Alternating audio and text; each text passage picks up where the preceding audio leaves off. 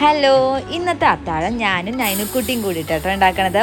അവൾ നല്ല ഹാപ്പിയാണ്. കാരണം എന്താണെന്ന് പറയുന്നത്, നാളെയും മറ്റന്നാളും ക്ലാസ് ഇല്ല, അതിൻ്റെ സന്തോഷത്തിലാട്ടോ അവൾ.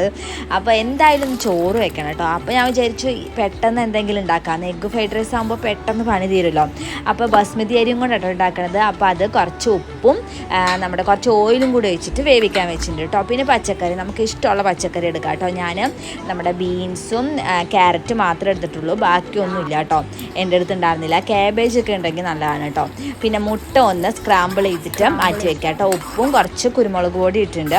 പിന്നെ എണ്ണ ഒഴിച്ച് കുറച്ച് വെളുത്തുള്ളി, പിന്നെ ഇഷ്ടമുള്ള പച്ചക്കറി എന്താ വെച്ചാൽ അതിടുക. പിന്നെ നമ്മൾ ആ സ്ക്രാമ്പിൾ ചെയ്ത് മാറ്റി വെച്ച് എഗ്ഗും കൂടി ഇട്ടിട്ട് കുറച്ച് സോയാ സോസ് ഒഴിച്ച് നമ്മൾ വേവിച്ച് വെച്ച റൈസും കൂടി ഇട്ട് കഴിഞ്ഞാൽ കുറച്ച് കുരുമുളക് പൊടിയും കൂടി ഇടണം കേട്ടോ. എന്നിട്ട് നന്നായിട്ട് മിക്സ് ചെയ്തെടുക്കുക. നന്നായി മിക്സ് ചെയ്ത് ഉടച്ച് കുഴച്ചെടുക്കരുത് കേട്ടോ, കൊള്ളില്ല.